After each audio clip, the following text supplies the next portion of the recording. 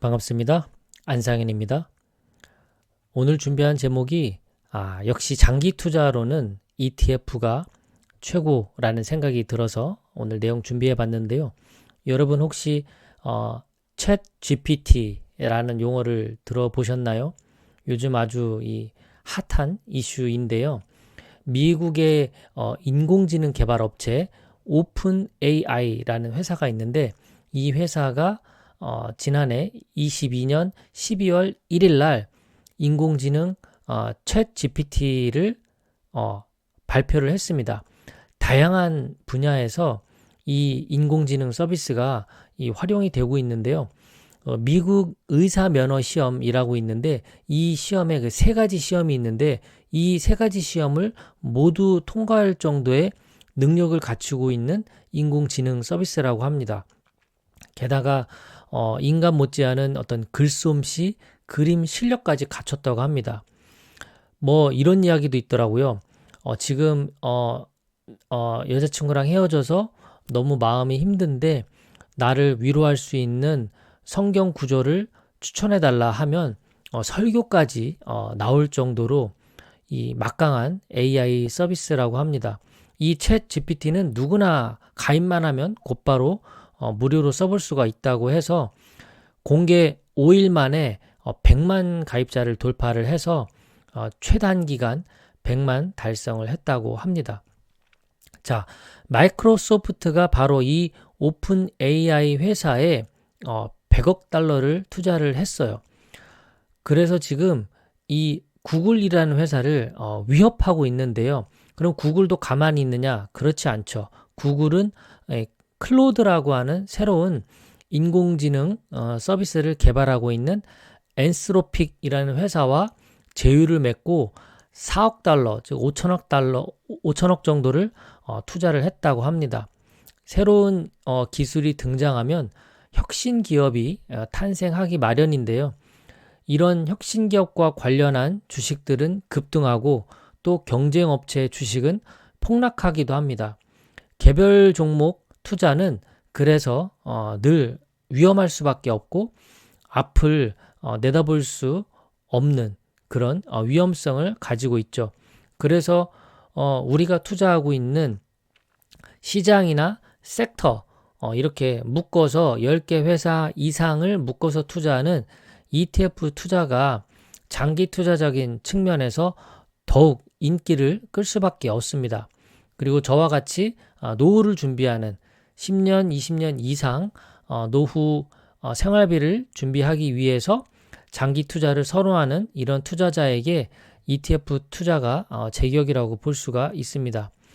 자, 보시는 이 표는 저희가 투자하는 종목 중에 하나인 타이거 미국 테크 탑10의 구성 종목 중에 상위 6개 종목을 그림으로 보여드린 건데요. 현재 1위가 알파벳, 알파벳은 구글 회사 뜻합니다. 16.3% 정도 비중으로 투자를 하고 있고요. 2위인 마이크로소프트, 그리고 3위가 애플, 4위가 아마존, 5위가 엔비디아, 6위가 테슬라입니다. 제가 예전 방송 보신 분들은 알겠지만 이 종목 비중이 좀 바뀌었죠. 몇 달 전과 비교했을 때 애플이 1위였는데 3위로 바뀌었고, 그리고 5위가 테슬라였는데 6위 엔비디아와 순서가 바뀌었습니다. 이렇게 종목 리밸런싱이라고 하거든요. 우리가 직접 종목을 바꿀 필요가 없고 말 그대로 테크 탑10이니까요.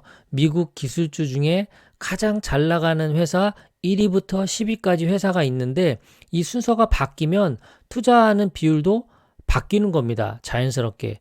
만약에 6번째에 위치하고 있는 테슬라가 갑자기 회사가 안 좋아진다. 그러면 이 10개 회사 중에서 이제 밖으로 빠지게 되는 거죠. 더 괜찮은 회사가 이제 그 자리를 차지하니까요. 이렇게 종목 리밸런싱이 이루어지기 때문에 개별적으로 투자하는 것보다는 안전할 수밖에 없습니다.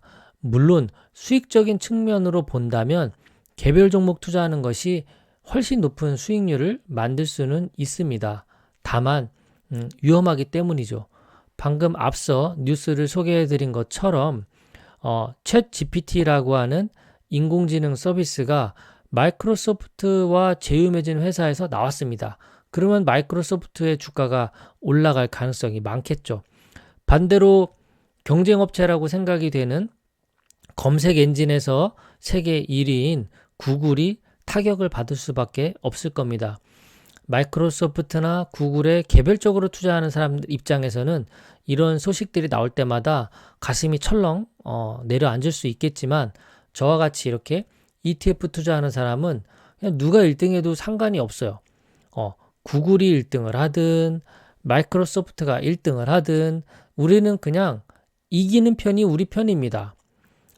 구글과 마이크로소프트가 기술 전쟁으로 시끄러워도 우리는 괜찮아요. 그냥 살아남는 회사에 계속해서 투자할 것이기 때문입니다. 그러면 미국 테크 탑10만 그러냐? 아닙니다. 나머지 투자하고 있는 S&P 500도 그렇고 나스닥 100도 그렇고 필라델피아 반도체 나스닥 ETF도 마찬가지입니다. 종목 리밸런싱이 이루어지기 때문에 만약에 특정 회사가 잘못해서 망하면 그 회사는 자동적으로 투자 종목에서 빠지게 되니까 자동으로 필터링이 된다라고 보시면 될 것 같습니다. 이 지구상에서 가장 주식 투자로 성공한 사람이 누굴까요? 워런 버핏이죠. 워런 버핏에게 100만 달러를 가지고 있는 어떤 젊은이가 어디에 투자하면 좋겠느냐라는 질문을 주주총회에서 했습니다. 워런 버핏은 이렇게 말합니다. 그 돈은 S&P 500에 묻어두고 일터로 돌아가서 자기 일을 열심히 하세요. 자신의 노동 생산성을 높이고 그 임금을 S&P 500에 재투자한다면 어렵지 않게 부자가 될 수 있을 겁니다. 이렇게 이야기를 했죠. 그리고 버핏은 또 유언으로 이미 남긴 말이 있죠.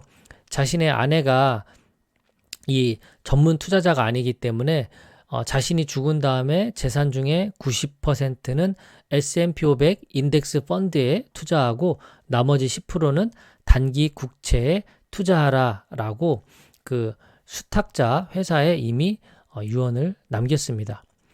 자, 그렇다면 지금부터 연금저축 계좌를 통해서 우리가 20년 정도, 지금 이제 50세라고 생각을 하고 70세까지 우리가 투자를 한다라고 가정을 하고 필요한 투자 자금이 어떻게 만들어지는지 표를 통해서 한번 말씀을 드려볼게요.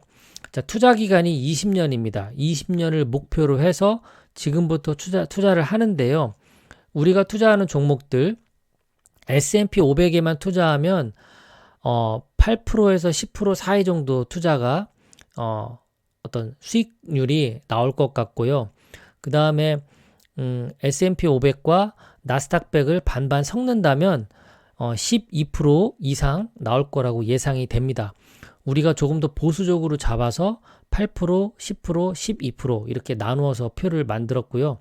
한 달에 10만 원씩 우리가 투자를 한다라고 가정을 하면 12% 결과를 오늘 예로 한번 말씀을 드려볼게요. 10만 원씩 S&P 500과 나스닥 100 반반 투자를 매월 10만 원씩 해서 20년 동안 하게 되면 12% 정도 수익률이 예상이 되고요. 20년 뒤에 얼마가 되느냐? 약 1억 원 정도 노후 자산이 만들어집니다. 20만 원씩 투자를 하게 되면 약 2억 원 정도 만들어지고요. 30만 원 투자를 하게 되면 약 3억 원 정도 만들어집니다. 계산이 생각보다 쉽죠. 그러니까 우리가 10만 원 투자 자금을 늘릴 때마다 20년 뒤에 우리의 노후 자산은 1억 원씩 증가를 한다. 이렇게 보시면 되겠죠. 한 달에 100만 원씩 투자하는 분은 어떻게 될까요? 10억 원의 노후 자산이 만들어집니다.